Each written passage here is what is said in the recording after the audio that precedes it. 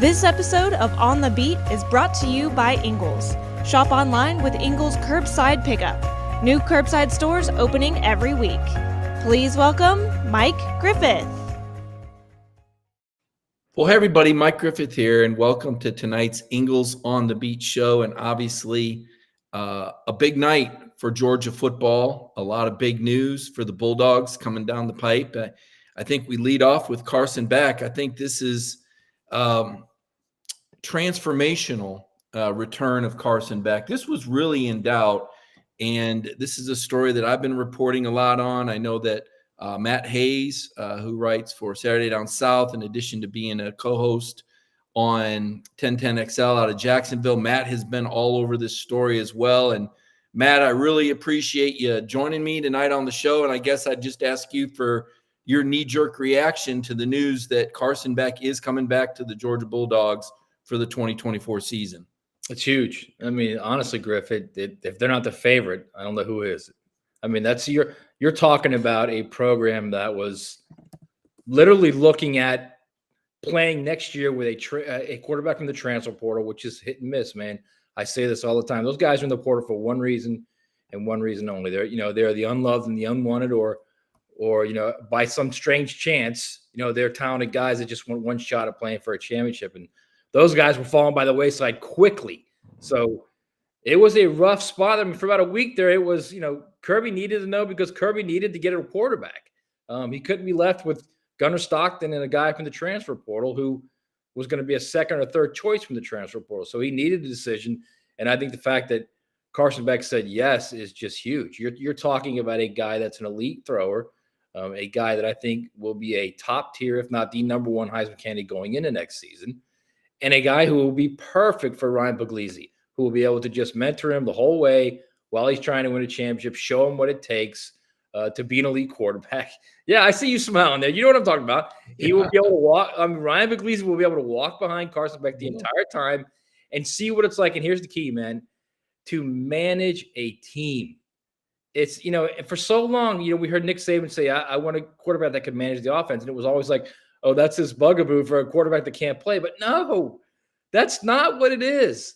If you were watching that NFL game last night with the Jaguars and the Ravens, and you were watching the Jags complete that long ball down the sideline, and they're running up to the line of scrimmage at the 3-yard line, instead of just spiking the ball and getting two plays with 12 seconds to go, Trevor Lawrence tries to run a play. He runs a quick out. Wide receiver Parker Washington gets tackled inbounds. They have no timeouts, half over, points over. That's managing a game. Managing a game is getting to the line of scrimmage, seeing you're in the wrong play and knowing we got to get out of this play. That's managing a game. So that's why Nick Saban always says, I want a guy that can manage the game. Doesn't mean he doesn't have arm strength. Doesn't mean he can't throw the ball. Kirby was looking at potentially going into a season with a lot around him, but a lot of inexperience at the most important position on the field. Now he's got a guy that can win it all. Yeah, and Carson got better and better as the year progressed. And, I keep saying it so many times, sooner or later he's got to get an NIL deal from Rubik's Cube. I don't know about you, but I'm just so impressed that somebody can solve Rubik's Cube in a minute. But what it tells you is this guy's a processor. This is a guy that can see patterns. This is a guy that can think logically quickly. And it's very similar to playing quarterback and having that anticipation and being able to go through the progressions. And I don't think people really appreciate how sophisticated and complex the Georgia offense is and what they do.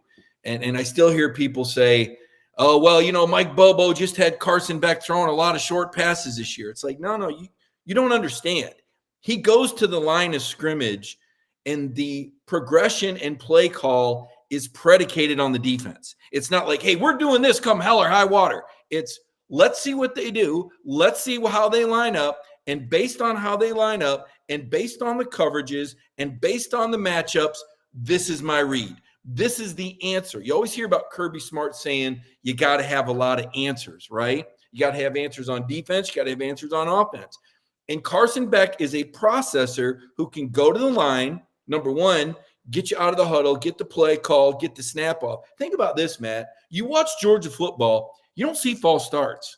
You just don't. You don't see guys running out of clock. You don't see delay of game penalties. Extremely rare, because these offenses have been managed so well any more than you see their defense is falling down and faking injuries because they're so conditioned and they're so deep and they can sub. These are the little things that separate championship teams from teams that stumble and lose 1 or 2 games. Now you have a quarterback back in Carson Beck who is going to get you in the right protection, the right play, and has the arm talent to make all the throws. Now, here's the next question, right? We're getting greedy here as we're looking into next season, and I'm with you. I think Georgia starts right out as a national championship favorite again with Carson Beck back. But what's the next move? Because it wasn't just quarterbacks that were getting away. Riley Leonard, potential Georgia guy, had Carson Beck gone pro. But it was also skill position players. And if there was one area where I thought Georgia was weak this year and dropped off, it was at they missed the Donnie Mitchell. You say, oh, we only caught 9 balls. Yeah, well, 4 of them touchdowns. This is the guy that scored touchdowns to beat Alabama 2 years ago. He scored touchdowns in the playoff last year. He scored 2 touchdowns for Texas to beat Alabama this year. Right. You lost in the portal. Georgia cannot lose in the portal, Matt. What do you anticipate happening next in the portal for the Bulldogs? I think they're going to go after offensive line and wide receiver. I mean, if the idea that Carson is coming back and turning down millions from the NFL, he got a sweet deal from Georgia. Well, let's just so let's stop there and hit the reset because I think we both reported on this. I had some Georgia sources. I know you're down there in Jacksonville. What I was told up here was that Carson's ask was for the equivalent of a signing bonus that he would have projected to get in the NFL. Will Levis was a guy that was the 4th quarterback taken, $3.9 million, Matt. I was told an ask of over $4 million. And for those people that wondering where the money comes from, only part of it comes from NIL, right? There are other means for players to get money other than NIL. So that was what I knew was that was the ask. And I'll let you kind of plug in what you believe some of the details were, how they might have gone about that. So what I was told, and I don't doubt what you're saying. What I was told was if you took his first year's salary, okay, his first year salary as a top 10 pick was probably going to be like 2.9, okay, yeah. 2.9 million. Then it was going to be, look, you've got to make it worth my while to come back. And worth my while means, another good chunk of change. Again, from what I was told, and 2 different people, 2 different sources I've talked to said the whole deal, it's like a close to $4 million deal, but there's other benefits involved as well. There's other things that Georgia offered as well, beyond just the NIL money. So, and legal benefits, not illegal benefits, just things for his family and things like that. So look, they made it as comfortable as possible for him because he likes being in college. He likes the college environment. He likes being the quarterback for Georgia. He enjoys college football. They just needed to make it feel right for him. They needed to put pieces around him to make his year as potentially as good as possible. And doing that means going in the portal, getting a starting tackle, because it looks like Amaris Mims is going to be a top 15 pick. I don't know how he will stay. So if he goes, you got to get a ready tackle, maybe a ready wide receiver or 2. They don't know what's going to happen with Ladd McConkey. He may go pro. Probably will. So here's another thing too is we still have 2 more weeks in the portal, a little bit less than 2 more weeks to go in the portal. So now that receivers around the country know that Carson Beck is coming back, don't be surprised if you see 1 or 2, oh, wow, he's in the portal now? Because now it's okay. Now I know where I can go to win a championship, my best shot to win a championship. If you're a guy who's been elite on a team for a couple years and you got 1 more year in college football before you jump to the NFL and you haven't won anything, and you want to leave and you want to get a little money in the process, and then you want to win a championship as well, why wouldn't you go to Georgia? Right. We're talking to Matt Hayes, and I think most people know who Matt is. In addition to his work with Saturday Down South and 1010XL, Matt, of course, was a national college football writer for years and years and years with the Sporting News. And before that, one of the top beat writers in the SEC, covered the Florida Gators. I think you were there during that Spurrier dynasty there in the 90s. So Matt's a guy that has been around a long time. I've gotten to know him as a friend over the years, but also just as a fantastic reporter, and I really enjoy reading his stuff. So appreciate Matt joining us tonight. And Matt, you talked about the tackles, potentially getting a veteran lineman through the portal. You mentioned the wide receivers, and yes, that is going to be an absolute need. I mean, Brock Bowers is not coming back. I would be shocked if Ladd McConkey comes back. All signs point to Ladd going to the NFL. There's some speculation that Marcus Rosemy-Jacksaint, who's a real soldier, one of these guys that can block, that can catch, maybe not as explosive as Adonai Mitchell, but a veteran guy, a sure pair of hands. He may be teetering toward the league. No announcement yet. I wonder how the Carson Beck announcement may affect him. Ra Thomas, a guy that was injured at the end of the year. I mean, this is a guy they really were counting on to fill that X spot. And quite frankly, he didn't. And Dominic Lovett, another guy that they thought could be super explosive. Georgia didn't have that pass catching back, Matt. And so I think they thought they were going to generate some of the same plays out of the slot. And Lovett was solid and bought in, but I don't think he was nearly as explosive as a lot of people thought he might be coming from Missouri. I mean, there was talk maybe this is a 1,000 yard catch guy or a 60 catch guy. Never really was that explosive. So I do think Thomas and Lovett are coming back. And I do think they're going to get some guys out of the portal like you. But I want to go to the running back position, because Etienne is a guy. When I was in Atlanta a couple of weeks ago for Feinbaum on the SEC Network, I had 3 different people from Florida come up to me. First of all, people from Florida never come up to me. They throw things at me. But this particular night, 3 people from Florida came up to me and said, "Hey, Etienne's mom really wants him to go to Georgia." Okay, let me call Kirby for you and tell him. But they wanted me to know, this is going to happen, Griff. He wasn't even in the portal yet, Matt. But apparently they want him relatively close to Jacksonville, and they want him to be able to play in a program where he can compete for a championship. And all indications is that this is a really first-class kid that would fit Kirby's parameters as far as leader, hard worker, team guy. So what do you know about Etienne as a person, as a player, and the possibility that he could end up at Georgia? Well, first off, he's a dude as far as a player. Georgia gets him, it's going to be, wow. It's going to be akin to to Alabama getting Jahmyr Gibbs, but with a guy that's a little more durable, a guy that can run between the tackles. Just a game breaker, a guy that can run for 70 anytime he touches the ball. And beyond all that, he's a great kid, a great locker room guy, a great presence in the locker room. Teammates love him. I mean, it's shocking that Billy Napier couldn't do everything he could to keep him. But at the same sense, what he could have done to keep him was give him the ball. I mean, give him the ball. He's a guy that averaged at one point was averaging less than 13 touches a game. And the other guy in the back row, Montrell Johnson, who's a good player, okay? He's a very good player. He's not Trevor Etienne. They're not the same player. It's kind of a Zamir White, James Cook thing here, I think, isn't it? I'm telling you, and they're sharing carries, and if you're a coach and your most explosive player on offense is standing next to you on the sideline for more than 50% of the plays, you're doing something really, really wrong, okay? And that's why you're 5-7. That's why your first year you were 6-7. That's why you're getting your brains beat in the cocktail party twice against Georgia. You don't have your most explosive player on the sidelines for more than 50% of the time. So if he goes to Georgia, I mean, Georgia fans will be shocked how good he is. Shocked. And my guess is, this is just a guess, stab in the dark, Griff, okay? Stab in the dark. They'll get more than 13 carries a game at Georgia, okay? Well, be careful with that, because they like to rotate 3, but no question about it.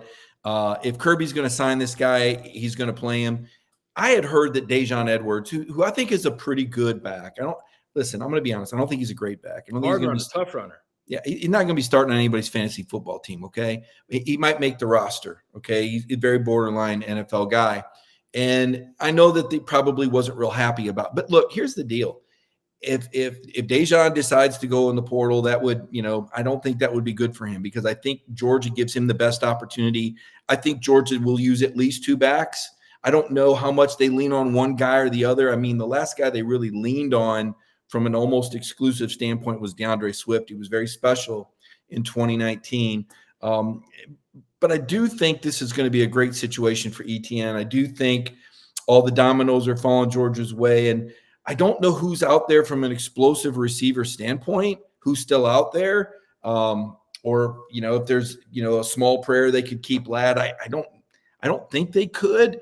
But if there's enough money or enough incentive, or if this starts to look like, I think you told me earlier, you said, Mike, if they get all of these in a perfect scenario, if they just got everybody, maybe 2019 LSU. I mean, that would be such an amazing comparison, because to me, that was, I don't know, Matt, let's take a quick little jot off to the side here. 2019 LSU is the best team that I've seen since I've been covering college football in 93. Since 93. Yeah, and again, Griff, we don't know what's out there right now. That's the whole thing, is we don't know what receivers are thinking about leaving. You hate to throw guys' names out. I don't want to throw anybody's names out, but there could be receivers out there that are looking at potentially leaving. And now that they know Carson Beck is coming back, now they know Georgia's solid at that spot, and clearly they're solid everywhere else. And if you want to win a championship, you want to go play for a championship or try and win one.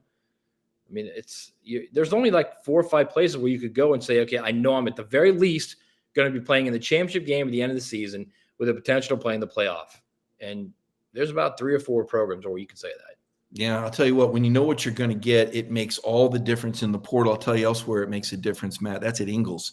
And every time you go to Ingles, you know what you're going to get. They're reliable. They're dependable. We certainly appreciate them as our sponsor of this program. I want to take a break right now and recognize our sponsor, Ingles. When we come back, I want to talk to you about the Dylan Raiola flip and what that could mean in the quarterback picture for the Bulldogs, as well as other programs around the nation. Now, a word from our sponsor, Ingles. That Ingles sells more organics than any other store, or that they run their own dairy, or that they only serve USDA choice and prime meat? Did you know that they have more local craft beer than any place else, or that they have Energy Smart stores, or that they professionally slice and package imported cheese from Europe? Did you know about their giant international aisle, local farm partnerships, curbside pickup, wine department, or that they donate 3,956 meals a day to local food banks? Well, now you do. It's all in the bag. Ingles, low prices, love the savings. In the bag at Ingles, and now Dylan Raiola in the bag. Got a bag, perhaps, from Nebraska. I'm guessing his uncle. I don't know if you saw, he's got an uncle that coaches the line there. He just loves the Huskers, Griff. If there was a story like Husker legend, his uncle's the offensive line coach. Come on, got this huge raise. He got, like a week ago. You can't make this stuff up. It's like out of a movie. The uncle gets a huge raise. All of a sudden, Dylan's taking this last minute. You know what? Honestly. Good for Dylan Raiola and good for Matt Rule. I mean, with the college football is better when Nebraska is elite, and that hasn't happened in a long time. Wait a minute. Let's not get carried away. This does not makes him elite on signing day. You really think Dylan? I know it. I know it's not, but that's how you build a program, man, with the quarterback. And if he is as good as everyone says he is, at the very least, Matt Rule, who has proven he can build teams that can compete for championships. If this kid is who everyone thinks he is, he's got a chance to build something special at Nebraska, especially, Griff, especially because there's a 12-team playoff now. It's no longer 4, baby. It's 12 now. And in a couple of years, when the new playoff contract is renegotiated for the 2026, beginning of 2026, it'll be 12 at large. No more of this automatic qualifier stuff. It'll be 12 at large at that point. Well, unless Mike Rozier and Ndamukong Suh have sons that I missed in the signing class, I don't see it happening. I mean, I listen. And it's a matter of time, man. A couple of years. When I covered the Big Ten, it was a thrill to be able to go to Lincoln, Nebraska, and cover Nebraska. It was a bucket list for me because, and people that are watching may not realize this, but that is an incredible game day. That is one of the most spectacular game days in college. It's top 10. They have the nicest fans. It freaks the players out because they don't boo. They compliment them. They cheer for the other team. I don't know if it's like a Jedi mind trick, but they're polite. They're the nicest people ever.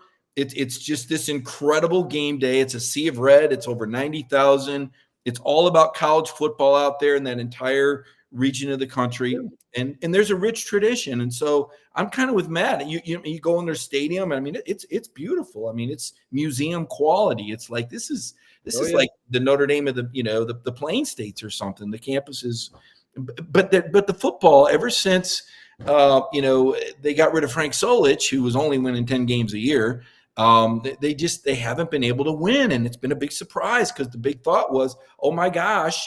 The Big Ten is adding Nebraska. It'd be like if the SEC added Clemson, we'd go, oh man, Clemson's coming in now. And then they don't do anything, which they probably wouldn't, by the way. But they've stalled out so bad. and it's become embarrassing. So now you bring in Matt Rule, and listen, he won at Temple and he won at Baylor, but you got to remember, I watched Matt Rule not identify George Pickens for 30 minutes. The guy had 11 catches for 150 yards in the first half against Baylor. I guess because Matt was on the phone with the Carolina Panthers instead of watching film or something. Not that he wasn't identifying. Perkins was winning outside one-on-one. He was winning. What are you going to do? You don't cover George Pickens one-on-one, okay? Nobody did all year. Anyway, I digress. I doubt Matt Rule. I doubt Nebraska. Dubraila's going to be in the portal in the next 3 years. His history is a guy that moves around. I'm not saying that out of spite. I'm saying that's a good thing. You want to win a Heisman Trophy? Transfer. Because just take a look, Matt, at all these guys that are winning the Heisman. Look at the finalists this year. Bo Nix, transfer. Michael Penix, transfer. Jaden Daniels, transfer. Your top three. I mean, this is just kind of the world we're in. So let me ask you about the NIL and the portal. Wait, real quick. Bo Nix, wash out at Auburn. Michael Penix, wash out at Indiana. Jaden Daniels, wash out at Arizona State. It's not like these guys were coming to these new programs as great quarterbacks. These were guys that were literally in the process of rebuilding themselves. Because when Jaden Daniels left Arizona State, Griff, I don't know if you remember this, his teammates sent out a post on Twitter laughing at him, saying, well, we're glad he's gone. We didn't want him here anyway. The people in Auburn were glad when Bo Nix left. When Michael Penix left, he had that great season in 2020 that hurt his knee. Then the next year he played poorly because he was still rehabbing. And they wanted him out at Indiana. They didn't want him anymore. So that's the most incredible part about this whole Heisman race this year. These are 3 cast-offs.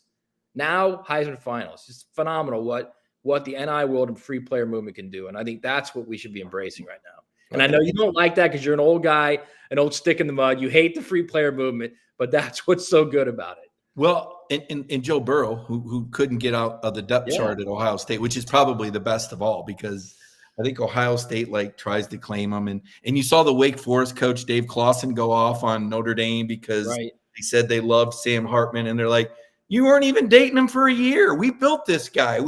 We developed this guy through our program. And you're talking about loving the guy. I don't hate the player movement. What I dislike and don't think is sustainable is this just barrage and Wild West feel of December. I mean, it's like what's coming out the other end. And I thought Laura Rutledge, who's just spectacular at her job, when she was doing the schedule preview show, she was going, and these are the teams that are going to meet. We don't know who's going to play for these teams next year, but this is when we really you're going to get me angry. You know this, right? You're going to get me angry right now. Well, I'm not saying it's a bad thing. Because let me tell you something. This is what everybody does now, okay? Everybody repeats the same talking points. It's not sustainable. It is sustainable. Not only is it sustainable, it's the game now. And if you don't like it, guess what? There's a 30-something coach waiting to take over for you to make $7 million a year if you don't think it's sustainable. I always laughed when Kirby said, it wasn't Kirby, it was Nick and Kirby and all the big coaches. This isn't sustainable where college football is headed. Yes, it is. It is, and it will be. And guess what? It's going to look more like the NFL sooner than later, okay? And it will be sustainable, and the players will make money. They will have free movement, just like coaches have free movement. And if you don't like it, go try and make $7 million somewhere else, okay? Right. I don't understand the whole it's not sustainable. See, when people hear something in the echo chamber, it's not sustainable. Of course it's sustainable. Well, the only constant in college football has been change. Even though some changes have been bigger than others, certainly the last 3 years, it's like a meteor hit the planet and spinning in the other direction now with the NIL, or the portal, or these things that you feel are overdue, and to some extent I do too. I'm still not sure how they're going to get into revenue sharing, and I do think it changes the dynamics of the game. I know there's a lot of boosters out there that aren't interested in donating an extra $1 million so that everybody else can have another 100 horsepower under the hood, right? I mean, because where's that money going? You walk out of the office and you say to the wife, I feel good about that $1 million we just gave. And then, there goes a Hellcat Charger 0 to 60 that blasts you in the ear. Like, what's wrong with that? I don't driving that car. Who's driving that? That. No, nothing. I mean, is there anything wrong with it? I don't understand why people are why they feel so threatened by young guys making money. Why are they so threatened by that? I don't think it's Not you. I'm just saying people in general are threatened by young guys making money playing college football. Why? I think they should make money, but I think, Matt, that we're going to need to see more corporate involvement, more NIL, because I think you're going to see people stop giving. Because it's one thing to give to the school and say, well, look at this. We've built this incredible weight room and these great dorms to house these student athletes. And I think that there's a certain connection and a certain pride that comes from the boosters that are, we're going to bring this young guy into this community and he's going to be one of us and, forever represent. And it's like, no, not really. He's just signing with you. He's going to renegotiate after the year. Those days are long gone, man. If you're lucky to get a guy like that who really like Carson Beck, who really enjoys Athens, who really enjoys playing college football, who enjoys the University of Georgia, if you're lucky to get a guy like that, fantastic. Fantastic. You're going to pay for him, though. Yes, you are going to pay for him. If he's good, you are going to pay for him. Yes. When Carson unintentionally, look, it's Georgia. You're a two-time national champ. You're the quarterback. You're the emerging story. Carson turned into the poster child for the NIL free agent this year. He did. Yeah, it just did. 100%. And good for him, Matt, and Georgia, that they got this thing done now. Because if they wait until after the bowl game, it's a different story, right? I think it's a different story because if they waited after the bowl game, you've got so much could have happened. You know what I mean? He could have gotten injured in the bowl game, or he could have had a great game and he could have got a scout in his ear saying, "Look, man, you can go 1 overall. You can be the 1 overall pick." Then it's a different thing. So I think it's smart they got it done now, but it's also smart for Kirby because had they waited till the bowl game, till after the bowl game, what's left in the portal?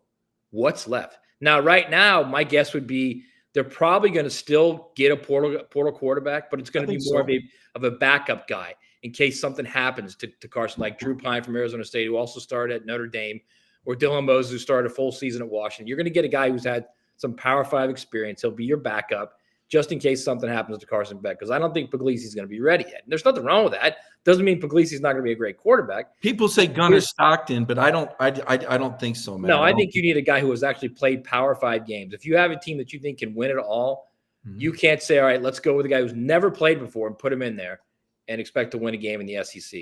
Look at Georgia. I mean, Georgia had JT Daniels, 7-0 quarterback, goes down with an injury. Here's Stetson. Stetson's a guy that started in 2020. Stetson's a guy that went to JUCO. You plug him in and you win a title because you have a capable backup quarterback. And that versus Florida State, which loses their star quarterback, and suddenly they can't get more than 12 first downs against a bad Louisville team that gave up 38 the week before, and it cost them a playoff spot. It may not be the best example, but the fact of the matter is quarterbacks do go down. It's funny. I was just thinking, I promoted the second segment, Matt, is talking about Dylan Raiola. It's just not as important. It just, I mean, I know everybody follows recruiting and all year long, but here's some thoughts I had on Dylan Raiola. Number one, I don't blame the kid. I think he's under I actually feel sorry for him. I think he's under incredible pressure from his family. 100%. He's a legacy kid. Yep. His dad went there. His uncle coaches there. They tell him take one more visit. At least just give us one more, all the pressure. Suddenly the Ohio State quarterback that was going to go there is like, you know what? I don't need this stuff. Now he's going to Syracuse. Now the pressure is even up more. Oh, Dylan, but they thought you were coming, and, the money and the throne is waiting you versus, if you go to Georgia, you're competing with another freshman. You're probably not going to play for a year or maybe two. And there's a part of me that wonders. Someone says Vandergrift transfer was a telltale sign. It really wasn't, okay? Vandergrift did not want to get into the waiting game or the free agent game that he knew was coming with the ask that Carson had.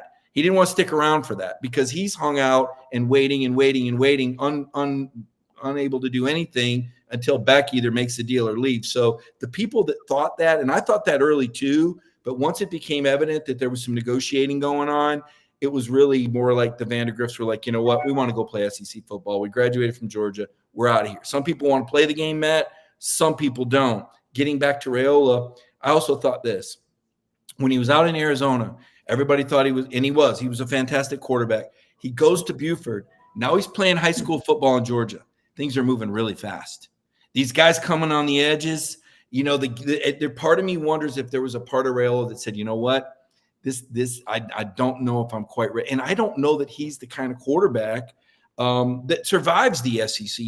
We consider Carson average. Well, let me tell you, Carson Beck is a heck of an athlete. Carson Beck was a heck of a basketball player. He was a scholarship baseball player. He runs like a scared cat. He's fast, and we only consider him average. By comparison, Raiola was a statue, man. I think this was a good move for Dylan Raiola, and I think it's going to work out for Georgia because now they have that scholarship to bring in that veteran backup out of the bullpen should anything happen and they need to survive a game or two. No, I mean, honestly, I can guarantee you Kirby would rather have him. He'd rather have Dylan Raiola on the roster. Sure. There's no doubt about that.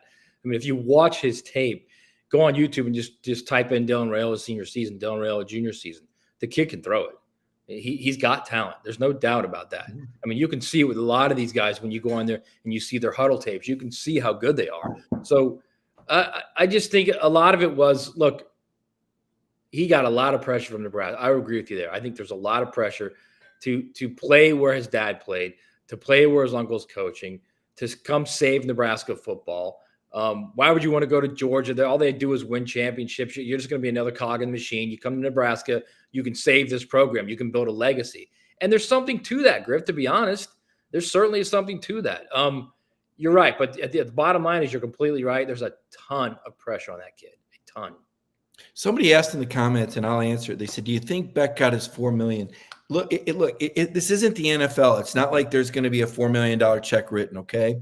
What we're talking about is a package. What we're talking about is a value of $4 million. What we're talking about from a financial standpoint, what I was talking about, Matt was hearing first year earnings. I was hearing signing bonus in that 2 or 3 million range. But there are other things within the package, not to mention potential future earnings. And this is how it works. I had a Division I coach that I talked to last week. He called me one of these, he's out recruiting and he's dry. You get those calls, Matt. When the coaches call you and they're out recruiting, right? They're not even thinking about what they're saying, right? It's like, he remembers on a report, but he trusts me because he knows I'm not going to pie and RC Cole. They don't care, man. Yeah, I'm not going to reveal who this guy is. And I'm saying to myself, well, how do they come up with this? He goes, well, first of all, this is nothing.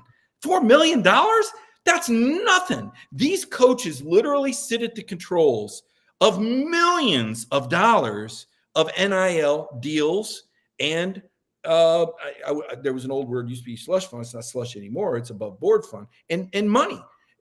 How much is in the bank? Kirby knows how much is in the bank. How much do I got to spend? And to be honest with you, if he needs more, he picks up the phone. And he said, hey, we got this chance. Listen, Beck, but he wants another. How much do you need? How much do you need? How much do you need, coach? A couple million? No problem. I mean, it's that simple. It's also not just cash, which is what people don't understand either. Like I've had coaches tell me it's stuff like they'll fly the player's family on the private jet. I'm not saying it's Georgia private jet, on the Tennessee private jet or whatever private jet. Okay, we'll fly you to every away game and every home game. And the player who they're signing the deal with, think about the best condo in any city, any campus of any college city. They'll put you up in the condo for 9 months, while you're playing and while you're training after the season, while you're training for the NFL, which is another value of, let's say that's $4,000 a month. So that's $36,000 right there. There are different ways of adding benefits for players to increase that value. It's not just cash. There are a lot of other things. It's cars, it's golf, it's country club memberships. There's all kinds of stuff. Insurance packages. Matt, how do you respond to the Georgia fans that say, "Well, I heard he only got $1 million"? What would you laugh out loud at that number?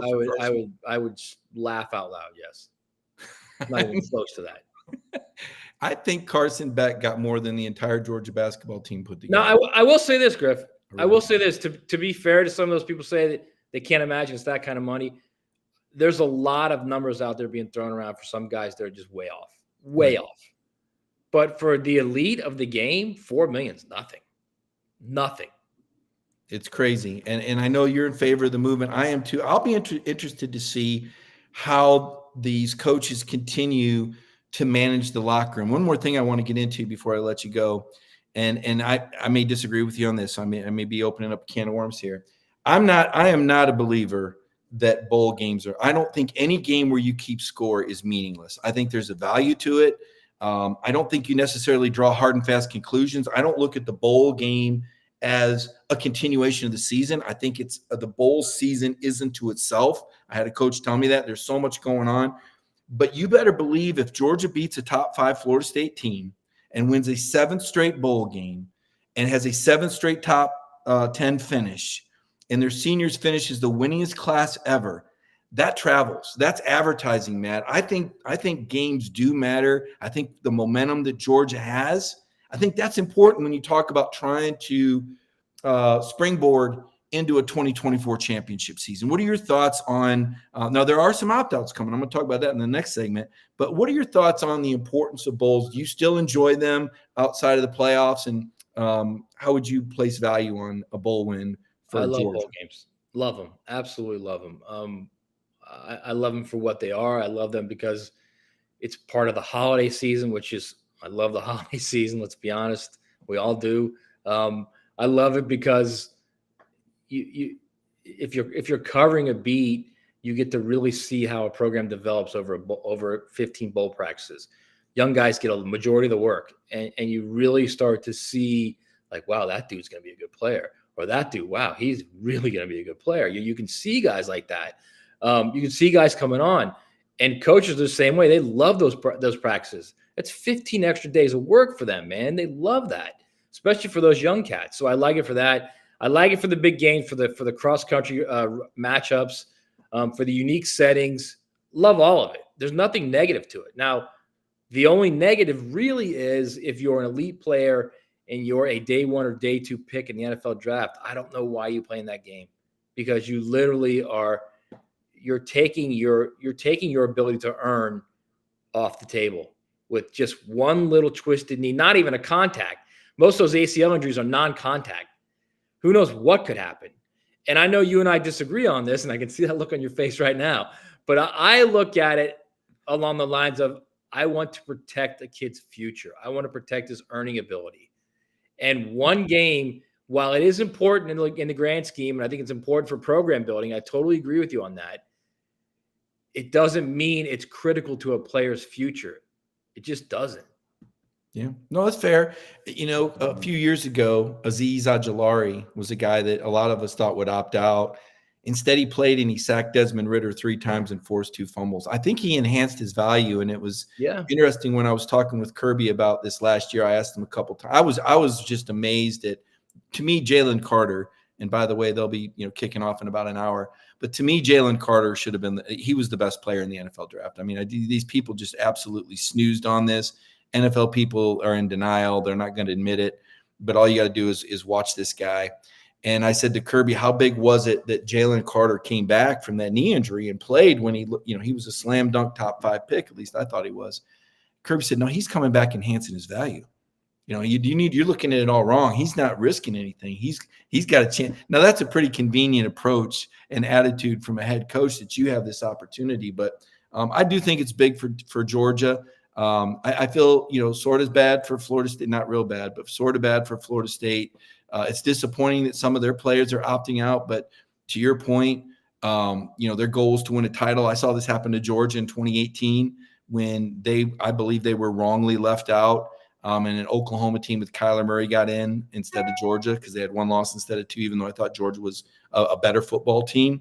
And the players, some of them were in, but not all of them were in. Wait, so you felt Georgia was wrongly left out that season. So let me ask you this. Yeah. Was Georgia wrongly left out this season? Because I've heard a lot about how you've never had an unbeaten Power 5 champion not be in the playoff, and that was Florida State's argument. They were so upset about that. What about the fact that we've never had a number 1 going into the final week of the season drop out of the bowl after a 3-point loss, no less? In a championship game in the best conference in college football. So should Georgia be upset about that? Well, you and Steve Spurrier think alike. Because Georgia would be the favorite from Vegas in any game against any of those other teams? Yeah, I think you make a good point, and Steve Spurrier told me the same thing. He asked me earlier today. He said, "How they feeling?" In his his voice. I won't even try to do it here. He said, "How they feeling up there?" How they feeling there, Mike? Yeah, so how they feeling up there in Georgia right now? And I said, obviously pretty disappointed. He goes, boy, you win all your games and you go from number 1 to number 6 when you lose a 3-point game to Alabama. That's pretty tough there now. I mean, he was making a good case too, but but then you get into the discussion of who you leave out.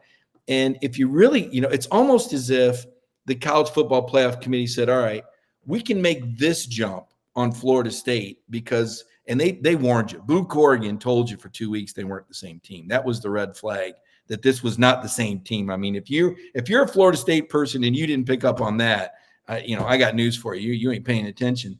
But it's almost like they could justify that.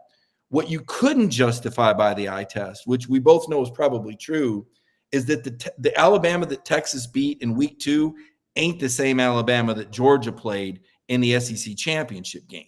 Now, the eyeball test told us that, but that would have been too much of a leap for them to make. So I think you're right. I think Georgia's probably better than Texas. If you're going to make that leap with Florida State, why do you not make it with Washington? What makes Washington so great, unbeaten Washington? Well, now wait a minute. You look at their. I think Washington was pretty good. I thought Oregon, because I'm bought into. I'm asking you, what makes them like an unbeaten? Where you're like, yeah, Washington, of course. What does it? Schedule strength. They had a good schedule strength. They beat Oregon twice. That's your argument, basically. Good argument. Twice. And for that matter, an argument against Oregon that everybody just kind of moved away. Oregon only beat Texas Tech by a touchdown on the road. Texas beat that team by like 40 or 50. Yeah, I don't mind Washington. I'm fine with Washington. All I'm saying is, you're going to make that leap with Florida State, you damn sure better make it with Washington too. Well, why stop there? Well, who's Michigan beat other than Ohio State this year? Right, but the thing is, though, is they beat that Ohio State team. Yeah, but who else did they? They beat one team. What did Ohio State do? I mean, Ohio State almost lost to Notre Dame, right? Well, Michigan beat Penn State too. That's a pretty good team. Are they? I don't know. We could. Well, then why don't we just get everybody? Then everybody sucks. Let's just put the whole SEC in there. Look, the SEC is 14. And here's the numbers: 14-3 in the college football playoff era when an SEC team plays a team from another conference. 14-3. And oh, by the way, Alabama was the team with all 3 of those losses. Can you name them, Matt? Can you name? I bet you can. Well, 1 to Clemson. 2 to Clemson. Right? 2 to Clemson, right. 2 to Clemson. What am I saying? And the other one was? Wow. Ohio State. Wait, yeah, Ohio State, Alabama. Right. That's the only games at SEC. So when you look, and Kirby made that argument. Kirby threw that up. But you know what? Kirby's been drugged, behind this horse before. So he argued the night of it. And then he knew better because he knows they're going to change it every year. The metrics are, and we're going to have the same discussion on 12, 13, and 14. It's going to be somewhere out like in the Mountain West Conference. Let me tell you something. Kirby's not done with that argument because when they beat Florida State, the entire offseason, he's going to be saying, just like Nick did last offseason, why weren't we in the playoff? We could have beaten any of those teams. I'm telling you, he will. So it's not going to be the dumb media anymore that he's after. It's going to be the playoff committee that he's going to call. If you guys think he's just going to let this go, that they drop from 1 to 6, there's no way he's letting that go. No way. That's a great point. You speak, Kirby. That is a great point. You're right. We are going to hear from Kirby Smart again. Matt, we're going to hear from you again at some point. Tell people where they can find you on Twitter and where they can read your stories. You can find me on X.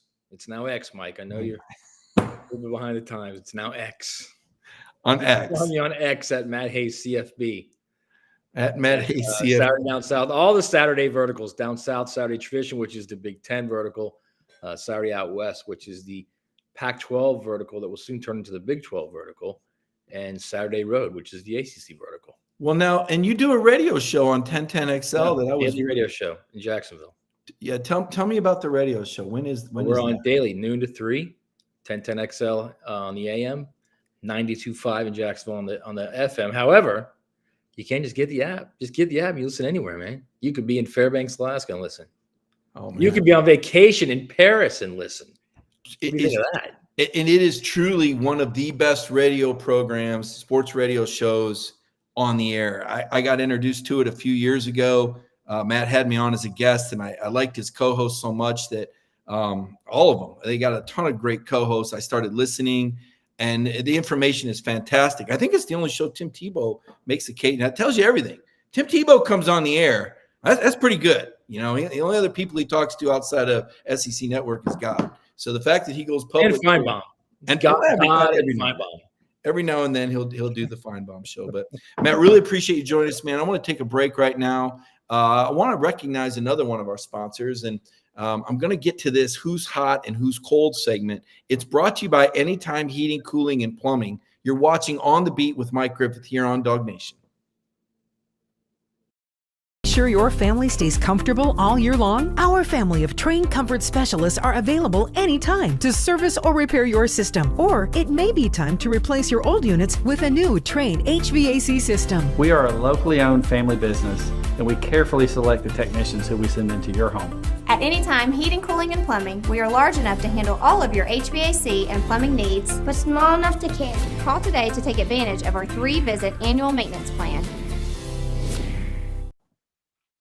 Welcome back to the program. Mike Griffith here, and now time for the hot and cold segment. And I was a little hot this morning when I wrote this piece about this cloudy portal time that we've all been dealing with, right? I mean, it was just hit after hit after hit of players going in the portal, and maybe Matt's right. Maybe it is sustainable. Maybe this won't change.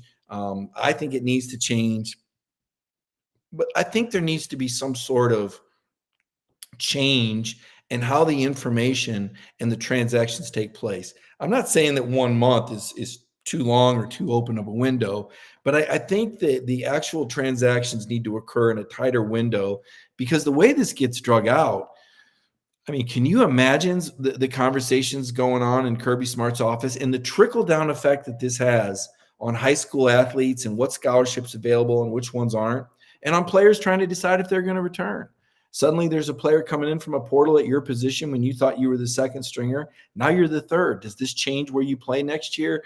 So I don't think that this portal, the way this is set up currently, I don't think that it's sustainable. You know, I also cited Brian Kelly, and I wrote this story today. You can check it out on dognation.com.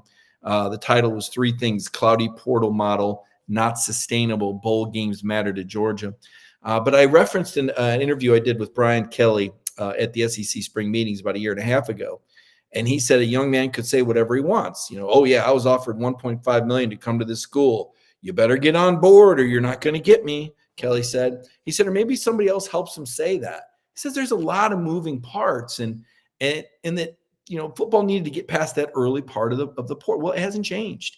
You still don't really know what's being offered, what a guy's signing for. You heard, you know, Matt and I talk a lot about Carson Beck and, you know, what the ask was and how they're able to get the money put together and how it's not just some written check. It's a lot of considerations. It's future considerations. It's potential NIL deals. It's, you know, things for the family, allowances, insurance. There's all sorts of ways to put together packages that equal the amount that maybe Carson would have made had he gone pro. And made it a little bit easier for him to make this decision and risk his professional future. Because I do think Carson Beck would have been drafted early in the second round. And who knows, maybe even late in the first. All it takes is one team to like you. So a lot there in terms of how the portal works. This too, opt-outs. And Matt and I disagree on this. He was talking about, you know, well, you know, this is a guy is risking something and potential earnings. You know, we used to make that argument and say, hey, these guys aren't pros. Well, you know what? Now they are. They're getting paid. Even guys who don't have NILs are getting paid. There's a base salary for players now that goes beyond the scholarship allowances. Remember when their meal money was, they're going to get another $3,000 or $5,000. Well, now you're talking about 5 digits, not 4 in the thousands, okay? 10,000 on up base for some of these schools. So now they are professionals. And if you're a professional, you're being paid to play. And I think opt-out doesn't work, if you're being paid. Look at Bryce Young, for example. So there's the Carolina Panthers clearly out of the playoffs. Clearly no chance playing the Falcons on Sunday. And Bryce Young's out there playing. He's not opting out. You say, well, why is he playing? It's never meaningless in the NFL. You've got a brand, you've got fans, you sell paraphernalia, you got a television contract. Those people are paying for your frontline players. You know, you're not going to see Bryce Young opt out on a 1 or a 2. You're not going to see any players opt out. Now, every now and then you may see a team that's clinched a playoff spot rest some players before the playoffs, but you're not seeing people opt out because it's meaningless. That doesn't happen. So I think opt-outs are outdated now that we're into NIL contracts. I think you're going to see those start to go away. I think that should help some bowls. There's still some programs where there's some disconnect. Not everybody's together as Georgia. And that brings me to my final point. This whole idea that bowls are meaningless I mean, it's a matter of perspective, and I'm sure there's some people with the NFL mentality, Super Bowl or bust mentality that say, well, it doesn't mean anything to me. Yeah, but it means something to a player. And anybody that's played football knows this. You don't put the pads and the helmet on and do anything meaningless, okay? You better have some intentions about you. You're not out there lollygagging around. You're going to get your block knocked off. So just to play football, just to play the game, it better have meaning. All right. You better bring something to the table. You'd better bring some energy and some passion and some drive. This is a brutal, violent football game. All right. There's nobody that's playing it that feels like it's meaningless. If they feel like it's meaningless, they hang up the equipment and they walk away. You don't get on the field thinking it's meaningless. So first of all, it's not meaningless to any of those guys playing. When they suit up, if they're keeping score, it means something. All right. You've seen Kirby Smart. You've seen how he transforms from that CEO-like guy wearing the loafers with no socks in the boardroom with, his sophisticated approach to problem solving to this wild-eyed former all-SEC safety that's telling these guys with every potential curse word in the book to get these guys jazzed up and excited because he's able to get in their head and think like, because he was one. He's a different guy. I think what makes those Kirby leaked locker room speeches so fun and fascinating is it does motivate, right? I mean, how do you not get motivated when you hear Kirby go off about wanting to eat, right? You saw the video, I want to eat. Okay, so maybe Nick Saban is the philosopher and he has all these sayings about, self-standard of excellence that all of us can kind of carry with ourselves as maybe kind of a self-help mode. But Kirby's the guy that I'd want to hear before I went on this. So what my point is, the games matter, okay? They matter to Georgia.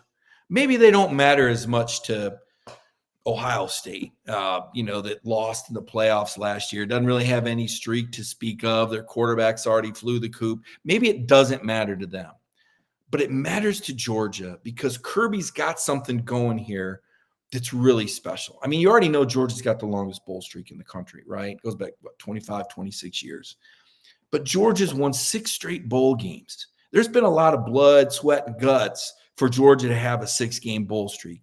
Georgia's finished in the top 10 6 straight years. How many other programs can say that? I mean, really, how many other programs can say they've won 6 straight bowls and finished in the top 10 6 straight years? I'll tell you, none. The other amazing streak, and I don't think this is anything you hang a banner on, but just blows me away to give you some idea of how good of a coach Kirby Smart is, 19 straight wins when Georgia's had more than a week to prepare for an opponent. Think about that. That's fascinating. It goes back to the Texas loss after the 2018 season. So there's just a lot and then finally for the seniors, right? Kirby talks about the guys playing for each other.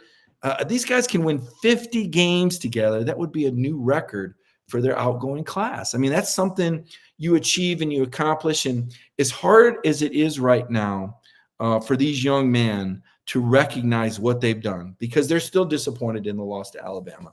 I mean, these kids, they played their guts out. They worked so hard.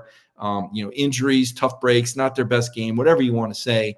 It's devastating, right? It's devastating to be that team that lost the 29-game win streak, that lost the three-peat. And yet, this is an era that currently stands as the greatest in Georgia football history. It's not even debatable. The numbers are staggering. If they beat Florida State, this will make them 7-1 against top 5 teams over the last 3 seasons. The only other program I could find that matched 7 wins over top 5 programs in 3 years was Alabama from 2015 to 2017. It's pretty remarkable. I think this would be 16 or 17 wins against top 25 teams. I mean, they've just won so much, and capping it with a win over Florida State in the Orange Bowl, a very proud bowl, not a playoff, but the next best thing. I mean, these guys are going to be legends. You're going to remember their names forever. You're going to be able to identify the Bulldogs of 2020, 21, and 22. You're going to remember them because they're champions.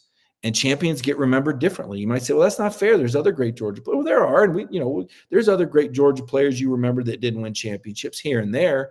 But you're going to be able to name 12, 15, 20 guys off this championship run. And the fact that Carson Beck is coming back now, just to kind of bring it full circle, this is a program that could win 3 championships in 4 years. I'm with Matt. I think this is a Georgia team that is going to be among the top 3 or 4 teams to win the national championship next season, especially knowing that Kirby's not done yet. Kirby is a competitive guy, extremely competitive. He slow plays everything, right? Which fans can find frustrating. But believe me, it's out of being thorough. It's turning over every rock, every stone. And this portal is not done for Georgia.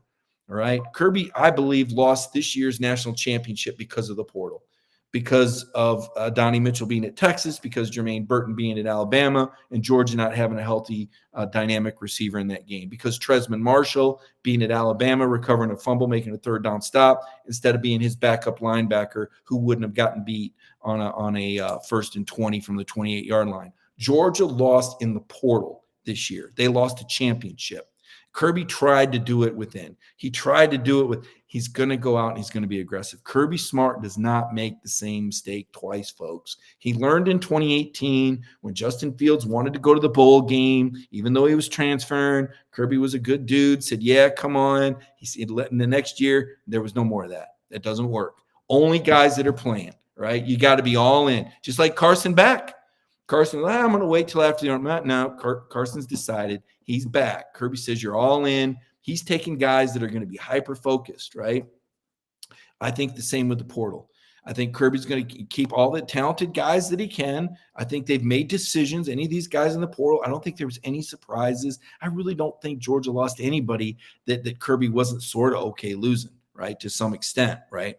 Donnie Mitchell last year was different, but I think even Jamon Dumas-Johnson, because of the talent of these 2 other linebackers and Smile Money coming back, there's only so many snaps. I think JDJ had an opportunity to make a little money, come back from that forearm somewhere else. At Georgia, that was going to be hard to compete. So everything Kirby's done is with cause. And I'm just going to tell you, he's not done yet. He is not done yet. And Matt Hayes is right. We're going to hear about Georgia being left out of the playoff from Kirby again. After they beat Florida State, he's going to tell you, we tried to tell you we were one of the 4 best. And I guess I feel kind of bad for Florida State. If they got guys opting out, Georgia's going to bring it. And they're going to bring some heat to the Orange Bowl. I'm looking forward to that. I'm looking forward to Brandon Adams tomorrow morning at 10 a.m. on Dog Nation Daily. You know, Jeff Santel is going to have a bang-up show this Wednesday night. Before the hedges. We got a ton of coverage coming up on early signing day. Don't forget, every Sunday night, Connor in coverage. You see Connor Riley break in with all the news reports, does a great job on the Georgia beat every day.